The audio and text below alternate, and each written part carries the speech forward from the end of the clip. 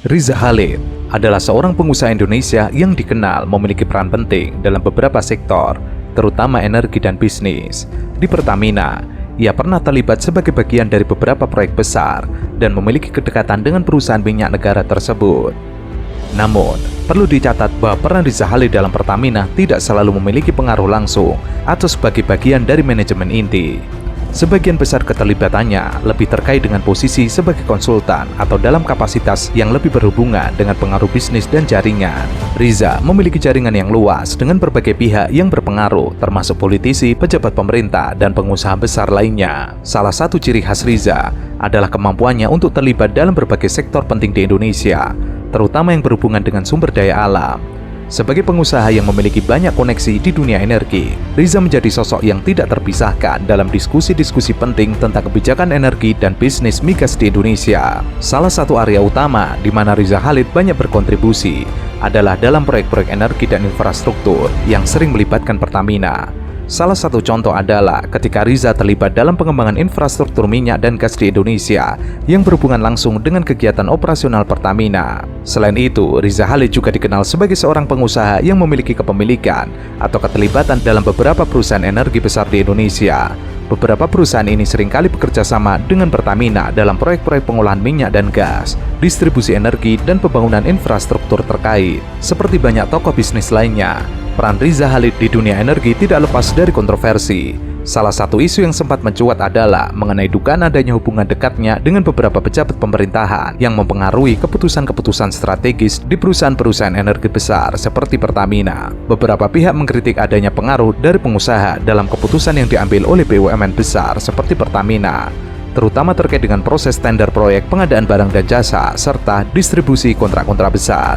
Kontroversi ini muncul terutama dalam konteks ketergantungan Indonesia terhadap energi yang membuat Pertamina memiliki posisi yang sangat strategis. Beberapa pihak menilai bahwa ketergantungan pada pengusaha seperti Riza Khalid bisa menyebabkan masalah dalam transparansi dan akuntabilitas di dalam sektor energi.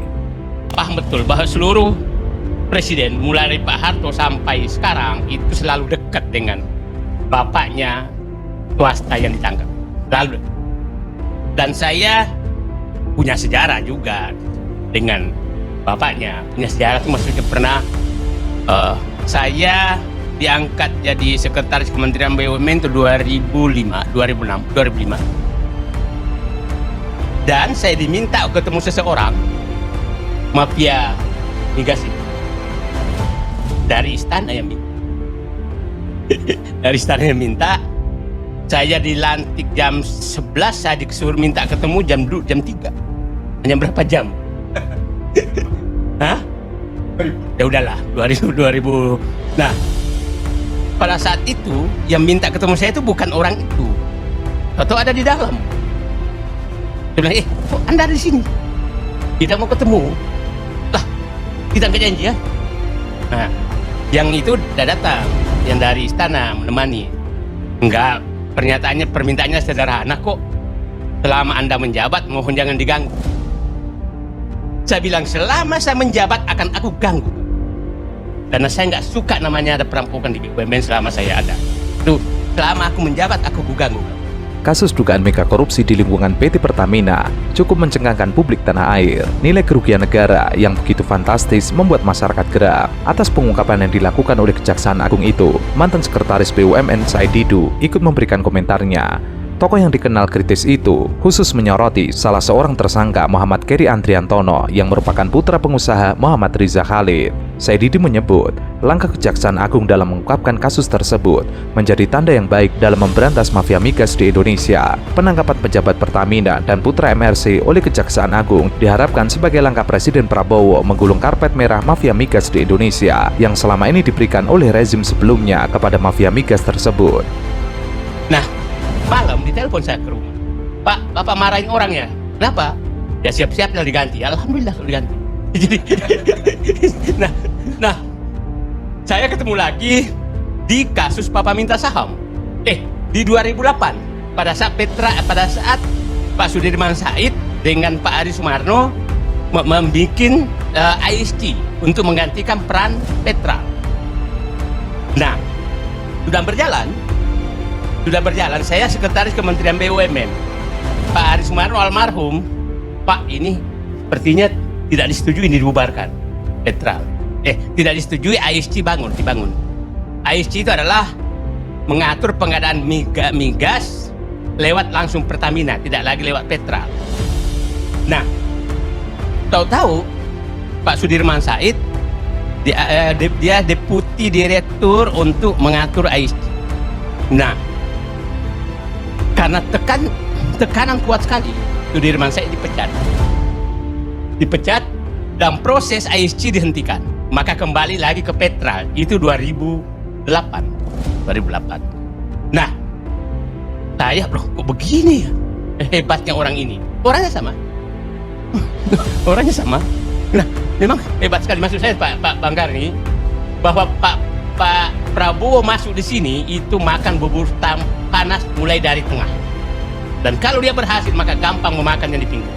Said Didu menyebut, publik paham bahwa MRC memiliki sejarah panjang sebagai pihak yang selalu mendapatkan karpet merah oleh rezim-rezim sebelumnya dalam mengatur tata niaga migas Indonesia. Tahun 2008, saat Pertamina berkeinginan menghentikan peran Petral dalam mengatur perdagangan migas Pertamina untuk dikendalikan langsung oleh Pertamina lewat ISC. Saat itu, ISC Pertamina dipegang oleh Sudirman Said sedang menyiapkan perubahan tersebut, tapi diminta menghentikan proses pengalihan tersebut dan minta agar pengaturan perdagangan dikembalikan ke Petral lagi. Said Didu menyebut cerita tentang penghentian ISC dan Sudirman Said serta dirut Pertamina dipahami betul, tapi belum saatnya dibuka. Di hasil audit kita, audit yang dipimpin almarhum Faisal Basri, Satgas anti mafia migas, itu terungkap dan bahwa Petra itu hanya nama, semua mengarah ke orang, komunikasi telepon semua karyawannya adalah mengarah. Siapa orangnya? Ya udahlah. Nah, jadi setelah saat itu kita mau laporkan ke KPK. Pak Sudirman saya udah buka. Pak Presiden agak ragu. Jadi sama dengan ragunya waktu menghadapi Pak minta saham. Jadi memang saya katakan bahwa ini memang ini Pak Prabowo bisa menyatakan, presiden-presiden sebelumnya aku lebih bernyali daripada kalian. Aku bisa sentuh. Kalian nggak bisa. Itu menurut saya yang harus tertanam di jiwa Pak Prabowo. Nah, tadi karena mengarah semua kalian, betul Pak Banggar ini bahwa saat itu setelah pulang Pak Dirman dari Presiden, saya tanya, Pak gimana Pak? Aduh ragu, saya langsung datang ke KPK. Nah, saya masih ada beritanya, mengecek, ternyata KPK juga kayak kerupuk kena air gitu. Nah, tahun 2014, Menteri SDM Sudirman Said membentuk Satgas Anti Mafia Migas yang diketuai oleh almarhum Faisal Basri dan menemukan bahwa transaksi perdagangan migas di Petral sebagian besar jatuh ke tangan MRC. Satgas tersebut merekomendasikan pembubaran Petral. Atas rekomendasi Satgas, maka 2015 Menteri SDM meminta Pertamina untuk melakukan audit investigasi terhadap Petral dan hasilnya sudah dilaporkan kepada Presiden Jokowi pada tahun 2015. Hasil audit menunjukkan bahwa ada persekongkolan dalam pengadaan migas selama ini. Presiden Jokowi saat itu sempat ragu untuk meminta Menteri SDM melaporkan hasil audit tersebut ke KPK. Tapi Pertamina dan Menteri SDM tetap melaporkan ke KPK, tapi semuanya mandek. Saat itu sepertinya mafia migas kembali kuat. Siapa yang menjalankan liberalisasi sektor migas? Kelihatan kok. Saya pernah berdebat dengan orang-orang itu kok. Dengan dokumen saya debat-debat. Saya hadapi mereka kok. Dan saya tahu persis perilaku mereka kayak apa. Dan sekarang mereka tetap berjaya. Itu kan bagi masyarakat yang tidak mengerti, mereka cuma korban. Tapi bagi saya, maaf ya, bagi saya yang mengerti tokoh-tokoh itu dan saya tahu siapa mereka, bukan sakit saya. Luar biasa mereka menikmatinya. Luar biasa. Mau kasih dalil dokumennya? Iya benar. Mau lihat dokumennya? Saya bisa kasih lihat dokumennya. Artinya sesungguhnya tanggung jawab besar pemerintah. Gini loh bahasa sederhananya.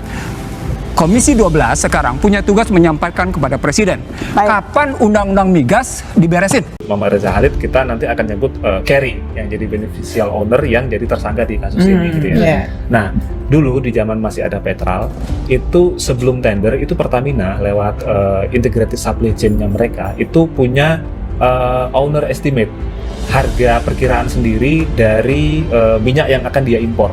gitu. Jadi Itu itu yang kemudian dibocorkan. sering bocor. Jadi Petral inilah kemudian ketika dia sudah dapat owner estimate duluan gitu ya. Ini Pertamina nyari barang ini dengan harga spek ini harga sekian. Ya udah, gua nyari duluan, mereka amankan, ketika dia tender dia masuk itu barang dan potensi menangnya sangat gede karena udah tahu kan harganya berapa, speknya kayak gimana, lebih tahu duluan. Karena proses tendernya itu juga mepet banget, cuma 3 hari. Jadi seandainya patuh banget gitu ya, baru tahu hari ini pembukaan tender, kemudian 3 hari lagi cari di market, itu tidak mungkin bisa mendapatkan hasil yang optimal gitu dengan harga terbaik itu sesuai dengan harga perkiraan Pertamina tadi, harus di bawah harga yang dimau Pertamina gitu. Muhammad Riza Khalid kembali disebut-sebut dalam kasus rasuah di sektor minyak. Riza menjadi sorotan setelah anaknya Muhammad Keri Andrianto Riza ditetapkan sebagai tersangka dalam dugaan kasus korupsi tata kelola minyak mentah dan produk kilang di PT Pertamina, subholding, dan kontraktor-kontrak kerjasama. Muncul dari kasus yang menimpa anaknya, rumah dan kantor Riza pun digeledah oleh Kejaksaan Agung. Dari penggeledahan itu diamankan sejumlah dokumen dan uang tunai sebesar 833 juta rupiah dan uang tunai dalam bentuk mata uang asing sebesar 1.500 US dollar. Nah, ketika Petral dibubarin ya Mbak ya, tahun 2014, 2015 waktu itu, awal-awal Jokowi itu, proses itu kemudian sempat membaik Mbak ya, pengadaan impor minyak karena dikonsolidasikan di ESG Pertamina. Nah, ini kemudian berubah lagi ketika Pertamina tuh memecah diri jadi subholding. Jadi ketika itu subholding kilang dipecah jadi Pertamina Kilang, subholding niaga dipecah jadi Patra Niaga, Pertamina Patra Niaga PPN ya. Nah, akhirnya pengadaan crude oleh kilang, pengadaan BBM impor oleh Patra Niaga. Nah, ini kemudian kita ngobrol dengan beberapa orang, praktik yang sebelumnya terjadi di zaman Petral itu ada indikasi balik lagi ketika terulang lagi ketika di sini, terutama yang di Pertamina Kilang ya. Di Pertamina Kilang itu ada indikasi memang praktik membocorkan owner estimate, terus kemudian mengatur spek atau mengatur spesifikasi produk yang ingin diimpor supaya hanya orang-orang tertentu saja yang bisa memenuhi ini. Perihal kemungkinan keterlibatan Riza dalam kasus ini, Kepala Pusat Penerangan Hukum Kejagung, Harli Siregar, membuka peluang penyelidik memeriksa Riza Khalid. Riza bukan pertama kalinya terseret skandal soal minyak di tanah air. Pengusaha yang mendapat julukan The Godfather ini pernah beberapa kali disebut-sebut dalam kasus serupa. Itu jadi satu unit ya di Pertamina yang dia awalnya ketika ESC ini berdiri. Jadi ESC itu sebenarnya ada dua periode kebangkitan dalam tanda kutip gitu ya, sebelum eranya Jokowi itu. Dulu ESC dibangun untuk mengambil alih pengadaan semua, mulai dari perencanaan, bikin raca kebutuhan minyak mentah, raca kebutuhan BBM, sampai pengadaannya bagaimana, semua direncanakan di sini gitu. Nah, kemudian ada yang terganggu dengan skema ini karena tidak lagi bisa mengintervensi, tidak lagi, walaupun kabarnya sih bocoran masih beberapa kali ada ya, bocoran owner estimate tadi gitu. Tapi dengan terintegrasinya proses pengadaan crude maupun BBM ini membuat pihak yang biasa mengintervensi itu menjadi kesulitan. Terungkapnya kasus korupsi di Pertamina melibatkan Direktur Utama Pertamina Patra Niaga, bahwa transformasi Pertamina sudah pernah dilakukan, yakni pada 2015, bahwa mafia migas diternak di era pemerintahan Jokowi. Rentetan peristiwa hari ini menunjukkan Indonesia dikepung korupsi, ada praktek pemburuan rente yang bermain. Korupsi di tubuh Pertamina tersebut terjadi di masa kepemimpinan Jokowi. Pemberantasan mafia migas tidak hanya bisa dilakukan secara teknis, kelurusan pemimpin negara juga sangat dibutuhkan untuk pemberantasan para mafia. Ada temuan-temuan lah, misalnya pengadaan crude, pengadaan BBM itu kan sebenarnya bisa diproyeksikan, bisa diestimasi berapa kebutuhan kita 5 tahun, 10 tahun ke depan, bahkan 20 tahun ke depan bisa diproyeksikan dengan mengasumsikan pertumbuhan konsumsi, pertumbuhan penduduk gitu kan ya. Sampai 20 tahun? Harusnya bisa diproyeksikan gitu. Tapi dengan proyeksi itu maka harusnya ada kontrak long term. Jadi harusnya kontrak long term itu punya porsi yang lebih besar daripada pembelian di spot. Pembelian di spot itu kan cenderung mahal ya, gitu, karena belinya dadakan gitu. kayak tahu bulat. Sebelumnya, Kejaksaan Agung mengungkapkan kerugian negara 193,7 triliun rupiah per tahun. Itu terjadi selama 5 tahun dari 2018 hingga 2023, sehingga total kerugian negara ditaksir 968,5 triliun rupiah. Artinya, hampir 1.000 triliun rupiah atau 1 kuadriliun rupiah.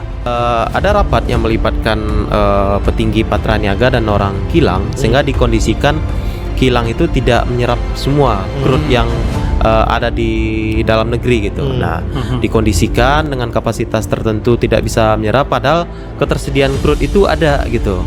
Nah, akhirnya dipilihlah jalur impor yang itu menggunakan lewat tangan yang tadi itu anak Riza Khalid, Kerry gitu. Nah, disitulah sebelum seolah-olah dibikin tender, padahal itu sudah dikondisikan itu akan diambil alih oleh Kerry. Makanya dari alur proses ketika barang itu datang, disitulah peran Pertamina Shipping ya. Nah, disitu juga dalam pengiriman itu ada markup tuh 13-15% yang keuntungannya itu dinikmati lagi oleh Kerry. Jadi nanti sampai harga dari kilang ke Patraniaga, nah itu juga karena yang tadi kita cerita ya, harusnya yang kita bayar 92 tapi yang datang 90. Nah, harga itu juga jadi kerugian negara. Nah, dan harga yang harus dibayarkan Pertamina dari pengadaan ini juga lebih tinggi. Nah, disitulah terjadi persekongkolan ya, karena sudah diatur utak-atik oleh orang Pertamina berapa di route ini dengan Kerry dan beberapa jejaringnya gitu.